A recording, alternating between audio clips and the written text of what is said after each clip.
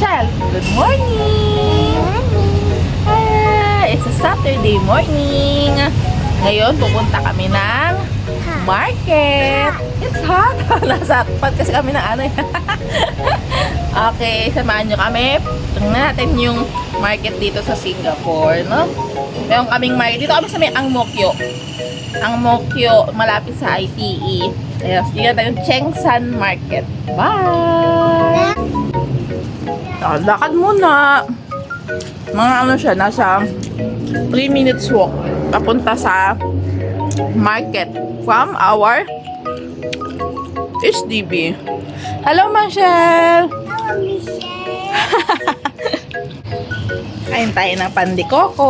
Bumili kami nung isang araw dito sa bakery na malapit sa bahay. Ito. Yan Y2 Bakery. Marami silang branch dito rin sa Singapore eh. So, ito, pandikoko. Dati akala ko walang ganito dito. So, nakakita ko ng ganito. Ang sarap pala. Ang sarap niya kasi naalala ko yung pandikoko sa Pilipinas. And, Michelle, yan siya. May hawak siya yung bread kaso hindi pa maubos-ubos hanggang ngayon. Yan, nagtitipon-tipon na naman yung mga ibon. May fellowship sila dito kada morning. Ang cute lang kasi pati mga ibon talagang ginagather din nila. Siyempre banding na yun ng mga gaalaga sa kanila. Ayan.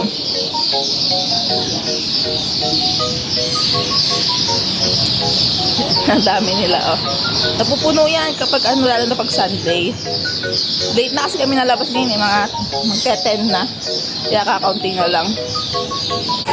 Ito yung hawker sa malapit sa bahay. Para siyang food court sa Pilipinas. Yun yung version niya dito. Hawker ang tawag. Yan, may mga salon din dito malapit sa bahay. Pati clinic.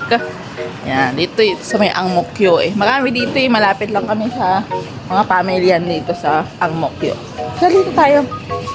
Yan, so ito yung Singapore Pulse. Para siyang Lotto sa Pilipinas. Kasi, ganun nga. Marami din siyang mga numbers na yung pwedeng laruin, ganun. Actually, ako ganun pa-familiar. Pero ang alam ko lang basta, mas malaki yung premyo niya.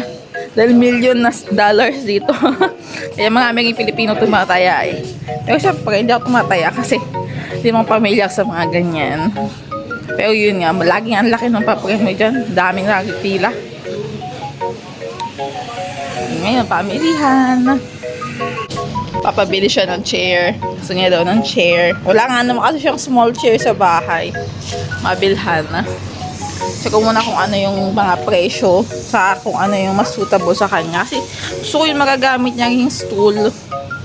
Pag yung sa mga gusto niya, sa kusina, sa toilet, diba? Hindi lang kami sa may prutasan dito sa malapit sa bahay. Kasi tingnan nyo, ang lalaki ng pakwan, no?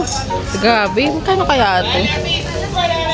Ang gabi, no? Kasi ito, ang daming saging, no? So, kung bumili na saba, makapag-banana Q. So, nakakaakit yung pakwan. Kasi may pakwan kami sa bahay. Dala kahapon sa LG. Yan, tapos yun, magbebenta siya ng nalasaki. Sarap, nalaki. Pag nandito si mama, gusto niya laging bumibili ng mga fruits. Kasi mas madaming fruits na option dito. Tapos mas mura kaysa sa Pilipinas. Kaya dito, pag nandito rin si mama natin noon, binaya lang namin siya bumili na kung anong gusto niya na prutas, kagulay. Yun yung maganda dito. Kasi ang daming gulay na pagpipili. Dito ko nga lang nalaman yung mga ibang gulay. Yung iba't ibang klase ng spinach, tapos may iba't ibang klase rin ng talbos. Alam ko lang talbos ng kamote, tsaka talbos ng yung talbos lang talaga. Ito, ang daming gulay. Yan ang. Ligala ko muna kayo dito. Yan, di ba? May mga lemon, may lime.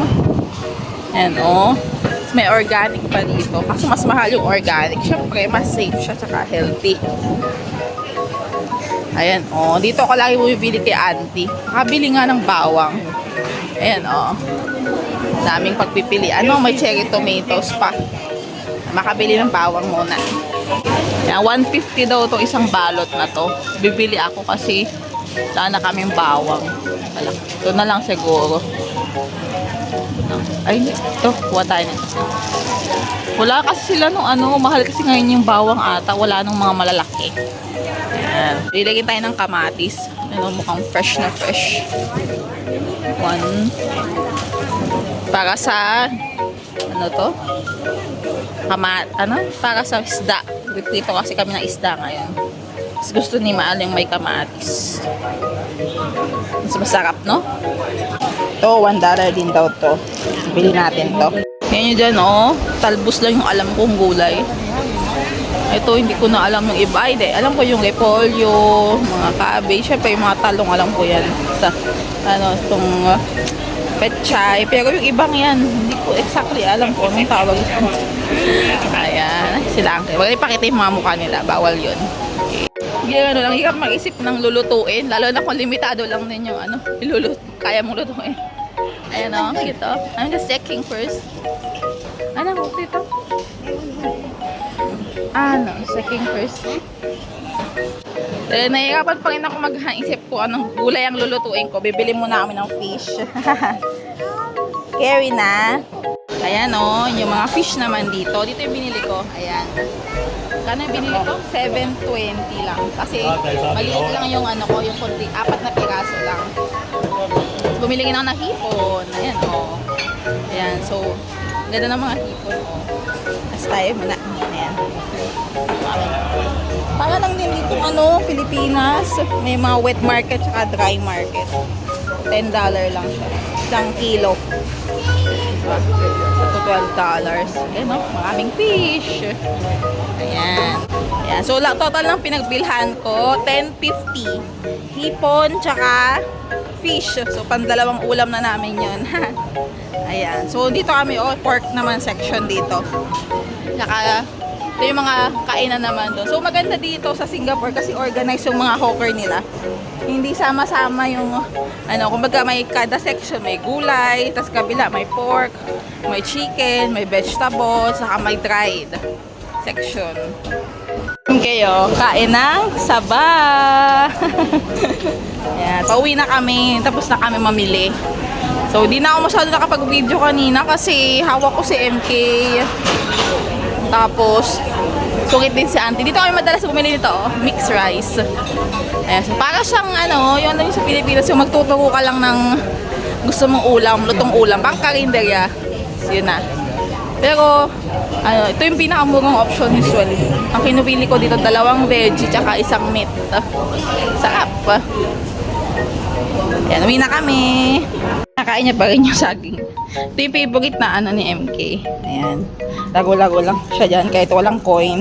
Ang galing meron dito ano, laundry shop. Ayan, no money. Ito yung pinamili namin kanina yung saging na saba, 380. Marami ring piraso.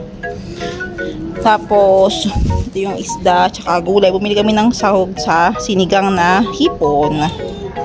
Ayan. Bye-bye na sa toys, anak. Bye-bye! Ito naman yung furniture shop malapit sa bahay. Ang gaganda ng mga gawa nila. Ayan. Ayan. So, ang galing nga, napaka-safe dito kasi kahit naka-display lang sa labas yung mga items nila. Lalo na paggabi. Ayun, secured pa din siya. Walang kumukuha. Takot sila sa police. Dali ka dito, dali. It's hot. Dito na po nagtatapos ang aming video for today sa aming tour, market tour. Uy! Diyos ko po! Nilaglag ni MK yung saging. Teka lang, nainit na siya. Ayan. Bye-bye na anak. Bye! Bye-bye! Bye-bye! See you on our next video. Please, Michelle, please like and subscribe. Please like and subscribe. Bye-bye! Bye-bye!